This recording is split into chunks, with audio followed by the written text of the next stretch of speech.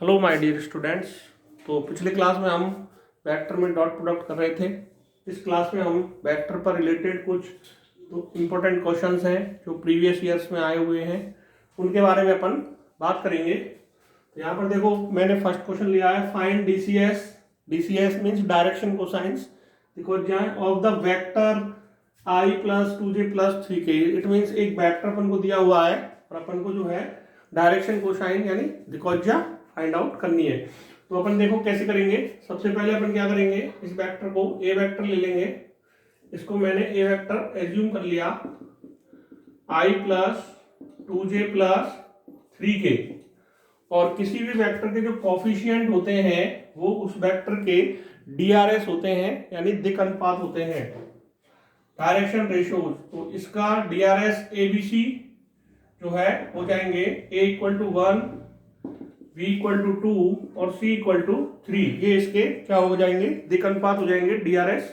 उसके बाद में अपन को जो है डीसीएस फाइंड करना है, यानी एलिमेंट फाइंड करना है। तो फॉर्मूले हमारे पास एलिमेंट के ये होते हैं, L equal to A upon root A square plus B square plus C square, और m equal to B upon root A square plus B square plus C square, और n equal to C upon root A square plus B square plus C square.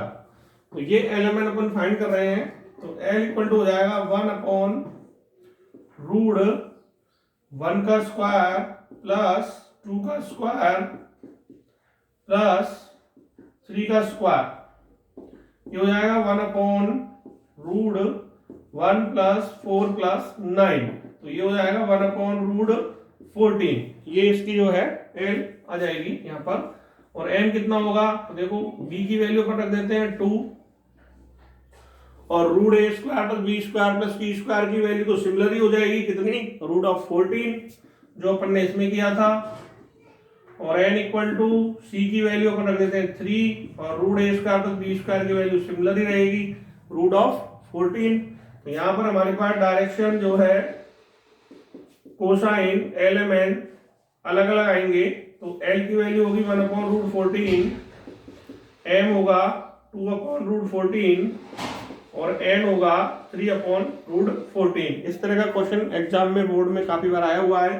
छोटा जो question होता है, small question होते हैं, उनमें ये question आता है। इसमें हमें एक वेक्टर गिवन होता है और हमसे उसके डीसीएस फाइंड करने के लिए कहा जाता है। तो बस आपको ध्यान रखना है कि जो वेक्टर गिवन वेक्टर है उसके जो कोफिशिएंट होते हैं वो डायरेक्ट डीआरएस होते हैं, यानी दिक् अनुपात होते हैं। और उन दिक् अनुपातों डीआरएस यानी डायरेक्शन रेशियो ले लेते हैं, और उससे हम डीसीएस यानी डायरेक्शन कोसाइंस निकालते हैं। तो वेक्टर के लिए ये फॉर्मूला होता है।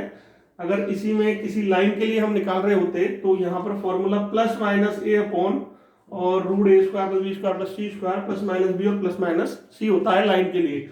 पर डायरेक्ट वेक्टर के लिए ये सिंपल फॉर्मूला होता है, और इनके जो डायरेक्शन कोसाइन होते हैं वो यूनिक होते हैं वेक्टर के, इसलिए यहाँ पर एलिमेंट का एक आंसर अपने पास आता है। अभी सेकंड क्वेश्चन है, यहाँ पर देखिए, if A vector plus B vector dot A vector minus B vector equal to 8, और यहाँ पर ये भी दिया हुआ है कि गिवन है कि mod of A equal to 8 mod of B, और हमको फाइंड करना है mod of A and mod of B.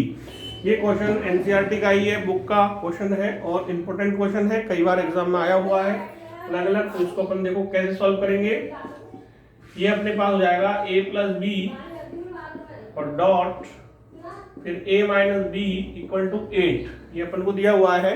तो इसमें देखिए डॉट प्रोडक्ट है, और डॉट प्रोडक्ट जो है वो क्या, डिस्ट्रीब्यूटिव लॉ, यानी डिस्ट्रीब्यूट हो जाता है। तो डिस्ट्रीब्यूट करते हैं इसको, a डॉट फिर उसके साथ आ जाएगा a माइनस बी, फिर प्लस, फिर b, फिर डॉट, फिर क्या आ जाएगा a माइनस बी, और इक्वल टू में क्या आ जाएगा हमारे पास 8।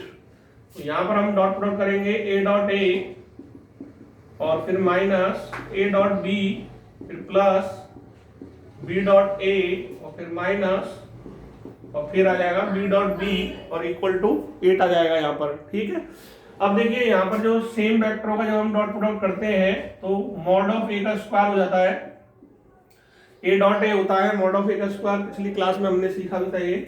और कम्यूटेटिव होता है, डॉट प्रोडक्ट क्रम भिन्न में होता है, इसलिए ए डॉट बी और B dot A same result देते हैं। तो यहाँ पर एक नेगेटिव है और एक पॉजिटिव है, तो ये कैंसिल आउट हो जाएंगे। इनको हम ऐसे लिख सकते हैं माइनस ए डॉट बी, और कम्यूटेटिव की वजह से बी डॉट ए को भी हम ए डॉट बी लिख सकते हैं, तो माइनस बी डॉट बी कितना होगा, तो ये होगा मॉड ऑफ बी का स्क्वायर इक्वल टू क्या आ जाएगा, 8 आ जाएगा। तो यहाँ पर ए डॉट बी और A dot B cancel out हो जाएंगे। यहाँ पर हमारे पास क्या रहा, मॉड ऑफ ए का square minus mod of B का स्क्वायर इक्वल टू क्या आ गया, 8 आ गया। और यहाँ पर बट हमको गिवन है कि मॉड ऑफ ए कितना होगा, 8 मॉड ऑफ बी। तो हम यहाँ मॉड ऑफ ए के स्क्वायर में वैल्यू रख देते हैं 8 मॉड ऑफ बी का square minus mod of B का स्क्वायर और इक्वल टू यहाँ पर 8 एज इट इज चल रहा है हमारे पास। ये हो जाएगा 64 मॉड ऑफ बी का स्क्वायर और माइनस मॉड ऑफ बी का स्क्वायर इक्वल टू 8। और यहाँ पर देखो लाइक टर्म्स हैं, 64 मॉड ऑफ बी का स्क्वायर और माइनस मॉड ऑफ बी का स्क्वायर, तो ये हो जाएगा 63 मॉड ऑफ बी का स्क्वायर इक्वल टू 8।